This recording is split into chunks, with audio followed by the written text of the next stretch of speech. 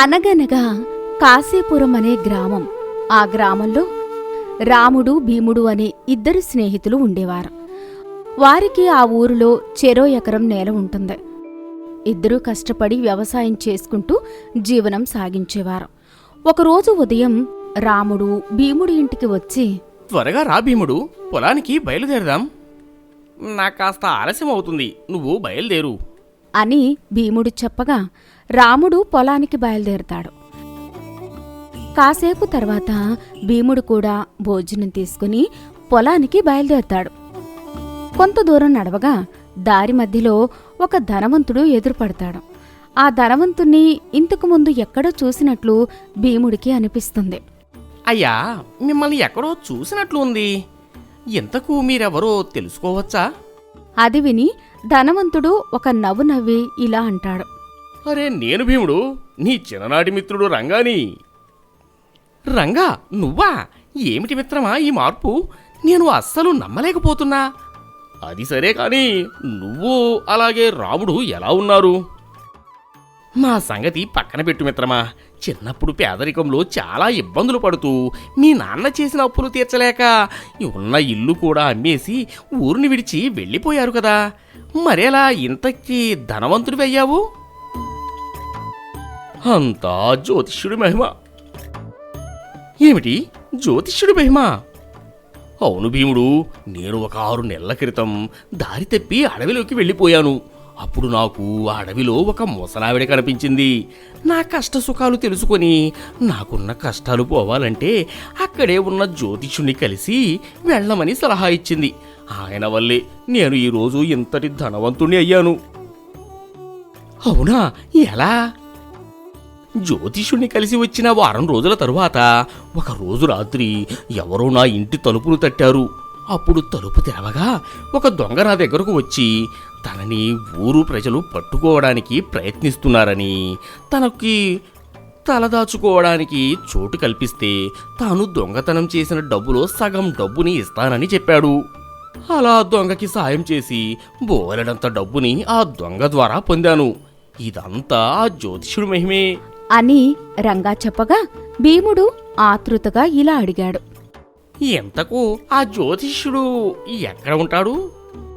ఈ ఊరి నుండి ఉత్తరంగా 4 మైళ్ళు వెళ్ళావంటే ఒక చిన్న గుడిసెలో ముసలావిడ ఉంటుంది. ఆవిడని కలిశావంటే నీకు ఆ జ్యోతిష్యుడు ఉండే చోటు చెప్తుంది అని రంగా చెప్పగా భీముడు చాలా సంతోషపడతాడు. సరే మిత్రమా, నాకు ఆలస్యం అవుతుంది, తర్వాత కలుద్దాం. అలాగే రంగా అని చెప్పి భీముడు అక్కడ్నుంచి పొలానికి వెళ్ళిపోతాడు. పొలంలో భీముణ్ణి చూసి రాముడు ఇలా అడుగుతాడు. భీముడు, ఈరోజు పొలానికి చాలా ఆలస్యంగా వచ్చావేంటి? మరి ఏమీ లేదు, నా తలరాతను మార్చుకొని అద్భుతమైన అవకాశం వచ్చింది. ఏమిట్రా ఏదేదో మాట్లాడుతున్నావు? నేను ఈరోజు మన చిన్ననాటి మిత్రుడు రంగాని కలిశాను. వాడు ఇంతకు ముందులా పేదరికంలో లేడు, పెద్ద ధనవంతుడైపోయాడు. అదేంటి, వారికి ఉండటానికి ఇల్లు కూడా లేక ఈ ఊరిని విడిచి వెళ్ళిపోయారు కదా. మరి అంత పేదరికం అనుభవిస్తుండగా రంగా ధనవంతుడు ఎలా అయ్యాడు? వాడు ఎవరో జ్యోతిష్యుడి దగ్గరికి వెళ్ళి జ్యోతిష్యం చెప్పించుకున్నాడంట. ఆ జ్యోతిష్యుడి వల్లే ఇప్పుడు తన తలరాత పూర్తిగా మారిపోయింది అని చెప్పాడు. ఏంటి, జ్యోతిష్యుడు రంగా తలరాతను మార్చాడా? నాకు నమ్మశక్యంగా లేదు. నువ్వు కూడా నాతో వచ్చి నీ తలరాతని మార్చుకుంటావు ఏమో అనుకున్నా, కానీ నువ్వేమో నమ్మకం లేదు అంటున్నావు. సరే అయితే నేను ఒక్కడనే వెళ్ళొస్తాను. చూడు భీముడు, మనం బాగా డబ్బులు సంపాదించి సుఖపడాలంటే ఇప్పుడు కష్టపడాలి, అంతేకాని ఇలా జ్యోతిష్యం మీదనే ఆధారపడకూడదు. నీతో వచ్చిన సమస్య ఇది. ఎప్పుడు చూసినా కష్టపడాలి కష్టపడాలి అంటావు. ఇన్ని సంవత్సరాలు కష్టపడ్డాం కదా, ఎంత డబ్బుని వెనకేసుకున్నాం.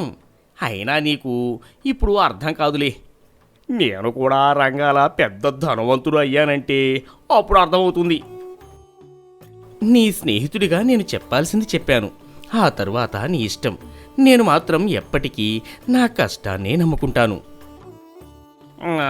నేను కూడా చెప్పాల్సిందే చెప్పాను, ఇంకా నీ ఇష్టం అని భీముడు రాముడితో చెప్పి అక్కడ్నుంచి తిరిగి ఇంటికి వెళ్ళిపోతాడు. మరుసటి రోజు ఉదయం ఆ జ్యోతిష్యుణ్ణి కలవడానికి బయలుదేరతాడు. చాలా సమయం నడవగా రంగా చెప్పిన గుడిసె కనిపిస్తుంది. చాలా సంతోషంగా ఆ గుడిసె లోపలికి వెళ్తాడు. అతన్ని గమనించిన ముసలావిడ ఇలా అడుగుతుంది. ఎవరు నాయనా నువ్వు? ఇక్కడికి ఎందుకొచ్చావు? అవ్వా, ఇక్కడ ఒక మహిమగల జ్యోతిష్యుడు ఉన్నారని విన్నాను. ఆయన ఎక్కడ ఉన్నారో కాస్త చెప్తారా? చెప్తానులే కాని ఇంతకీ మీ పేరేంటి? ఎక్కడి నుంచి వస్తున్నావు? నా పేరు భీముడు. నేను కాశీపురం నుండి వస్తున్నాను. ఇంత దూరం వచ్చావంటే నీకేదో పెద్ద సమస్య వచ్చుంటుంది. ఏమిటది నాయనా? నేను వ్యవసాయం మీదనే ఆధారపడి బతుకుతున్నా. కష్టపడి పండించిన పంటకి గిట్టుబాటు ధర రాక చాలా ఇబ్బందులు పడుతున్నా. నా స్నేహితుడు ఒకడు ఈ అడవిలో ఉండే జ్యోతిష్యుడి వల్ల పెద్ద ధనవంతుడు అయ్యాడు అని తెలిసి వస్తున్నా. మీరు ఆ జ్యోతిష్యుడు ఎక్కడ ఉంటారో కాస్త చెప్తే నేను వెళ్తాను. మీలా కష్టపడే వాళ్ళకి ఆ జ్యోతిష్యుడు ఎప్పుడూ మేలే చేస్తారు. కాకపోతే ఆ జ్యోతిష్యుడు ఈ సమయంలో జ్యోతిష్యం చెప్పడం. ఉదయం మాత్రమే వెళ్ళాలి. చాలా దూరం నడిచి అలసిపోయావు. నువ్వు ఈ రోజుకి ఇక్కడే విశ్రాంతి తీసుకో. పొద్దున్న ఆ జ్యోతిష్యుడు ఎక్కడ ఉంటారో చెప్తాను అని ముసలావిడ చెప్పగా సరే అని ఆ రోజు రాత్రి భీముడు ఆ గుడిసెలోనే విశ్రాంతి తీసుకుంటాడు. మరుసటి రోజు ఉదయం భీముడు నిద్రలేచాక ముసలావిడ ఆ జ్యోతిష్యుడు ఉండే చోటు గురించి చెప్తుంది. అప్పుడు భీముడు చాలా సంతోషంగా జ్యోతిష్యుడు ఉండే చోటు దగ్గరికి వెళ్తాడు. భీముణ్ణి చూసి జ్యోతిష్యుడు ఇలా అంటాడు. రా భీముడు, నువ్వు సరైన సమయానికి సరైన చోటుకే వచ్చావు. స్వామి, నా పేరు మీకెలా తెలుసు? నాకు సర్వం తెలుసు. నువ్వు కష్టపడుతున్నావు కానీ అనుకున్న ఫలితం పొందలేకపోతున్నావు. చేయడానికి పని ఉంది కానీ అవసరాలకు డబ్బు లేదు. ఇదే కదా నీ సమస్య. సరిగ్గా చెప్పారు స్వామి. ఇన్ని తెలిసిన మీకు నా తలరాతను మార్చే ఉపాయం కూడా తెలిసే ఉంటుంది. చూడు నాయనా, నువ్వు ఏమీ చేయకపోయినా మరో 3 నెలలలో నువ్వు లక్షాధికారివి కాబోతున్నావు. ఏమిటి స్వామి, ఏమీ చేయకపోయినా లక్షాధికారి అవుతానా? అవును నాయనా, ఎటువంటి కష్టం పడకుండానే డబ్బు నిన్ను వెతుక్కుంటూ వస్తుంది. వెళ్ళి డబ్బు కోసం ఎదురు చూడు అని జ్యోతిష్యుడు చెప్పగానే భీముడికి పట్టరాని సంతోషం కలుగుతుంది. చాలా కృతజ్ఞతలు స్వామి. మీ మేలు ఈ జన్మలో మర్చిపోలేను. మీకోసం ఈ చిన్న కానుకని తీసుకొని వచ్చాను. కాదనకుండా తీసుకోండి అని డబ్బును ఇవ్వబోతుండగా జ్యోతిష్యుడు ఇలా అంటాడు. నీకు నేను జ్యోతిష్యం చెప్పింది డబ్బు కోసం కాదు నాయనా. నీకు అంతలా ఇవ్వాలనుకుంటే నీకు నేను ఉన్న చోటు చెప్పిన ముసలావిడకు ఈ డబ్బుని అందజేసి వెళ్ళు. ఆవిడ ఆ డబ్బుని దాన ధర్మాల కోసం ఉపయోగిస్తుంది.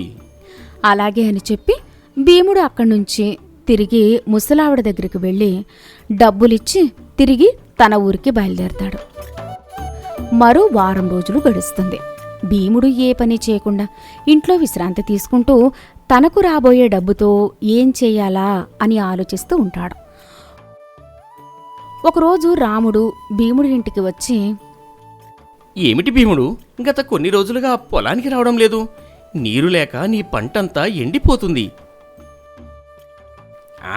నాకు రాబోయే లక్షల ముందు ఆ పంట అంతా ఎండితే అనని, నాకు ఇంకా కష్టపడాల్సిన అవసరం లేదు. ఏమిటి, లక్షలు రాబోతుందా? పగటి కళ్ళు కంటున్నావా? ముందు పొలానికి వెళ్దాం పదా. అరే, నీకొకసారి చెప్తే అర్థం కాదా? నా సహనాన్ని పరీక్షించకు. మర్యాదగా నా ఇంట్లో నుండి బయటకు వెళ్ళు అని భీముడు కోపంగా అనేసరికి రాముడు బాధపడుతూ అక్కడ్నుంచి వెళ్ళిపోతాడు. 3 నెలలు గడుస్తుంది. భీముడు తనలో తాను ఇలా అనుకుంటూ ఉంటాడు.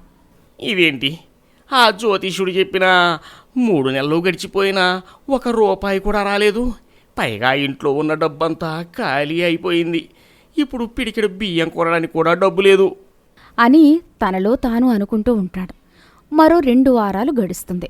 భీముడు తిండి లేక ఆకలితో అలముటిస్తూ ఉండగా అక్కడికి రాముడు వస్తాడు.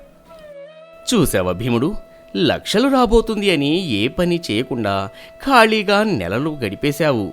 ఇప్పుడు నీకు తినడానికి భోజనం కూడా దొరకని స్థితికి వెళ్ళిపోయావు. లేదో, నాకు ఆ జ్యోతిష్యుడి మీద పూర్తి నమ్మకం ఉంది. ఎక్కడో ఏదో తప్పు జరిగింది. త్వరలోనే నేను పెద్ద ధనవంతుని కాబోతున్నాను.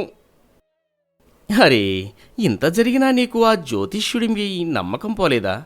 సరే, ఇతను చెప్తే నమ్ముతావా అని రాముడు ఒక వ్యక్తిని పిలుస్తాడు. అతన్ని చూడగానే భీముడు ఇలా అంటాడు. ఎవడు వీడు? వీడినెందుకు పిలిపించావు? భీముడో, నేను రంగాని. అది విని భీముడు ఆశ్చర్యపోతాడు. రంగా, నువ్వా? ఏమిటి ఇలా అయిపోయావు? నేను మోసపోయాను భీముడు. నేను ఎన్నాళ్ళు మహిమగల జ్యోతిష్యుడు అని నమ్మిన వ్యక్తి నిజమైన జ్యోతిష్యుడు కాదు, పెద్ద దొంగ. నీతో ఒక దొంగ వచ్చి నాకు డబ్బులు ఇస్తున్నాడని చెప్పాను కదా, అది ఎవరో కాదు, ఆ దొంగ జ్యోతిష్యుడే. డబ్బు ఇస్తా అని ఆశ చూపి ఎక్కడ రక్షక భటులు తనని పట్టుకుంటారో అని ఊరి ప్రజల నుండి దొంగిలించిన డబ్బుని తీసుకుని వచ్చి నా ఇంట్లో దాచిపెట్టి వెళ్ళేవాడు. ఇదంతా జ్యోతిష్యుడి మహిమల్లే జరుగుతుంది అని నేను భావించా. కానీ అందరి ఇళ్లలో దొంగతనాలు పూర్తి చేసుకుని ఆఖరికి నా ఇంటికి వచ్చి నన్ను కొట్టి డబ్బంతా తీసుకొని పారిపోయాడు. దొంగకి ఇన్నాళ్ళు సహకరించినందుకు మా ఊరి ప్రజలు నన్ను పట్టుకొని కొడుతుండగా రాముడే జరిగిన విషయమంతా వారికి వివరించి నన్ను కాపాడాడు. రంగా మాటలు విన్న భీముడు పశ్చాత్తాపపడి రాముడితో ఇలా అంటాడు. నువ్వు నన్ను అత్యాశకు పోవద్దు అని హెచ్చరిస్తూ ఉన్నా నీ మాటలు పట్టించుకోకుండా మూర్ఖంగా ప్రవర్తించాను. నన్ను క్షమించు రాముడు. చూడు మిత్రమా, అత్యాశకు పోతే చివరికి మిగిలేది నిరాశే. అవును రాముడు, నువ్వు చెప్పింది అక్షరాలా సత్యం. ఇంక నుంచి అదృష్టాన్ని కాకుండా కేవలం నా కష్టాన్ని మాత్రమే నమ్ముకుంటా అని భీముడు చెప్పగా రాముడు సంతోషపడి రంగాకు అలాగే భీముడికి ఆర్థికంగా సహాయం చేసి వారి ఎదుగుదలకు సహాయపడతాడు.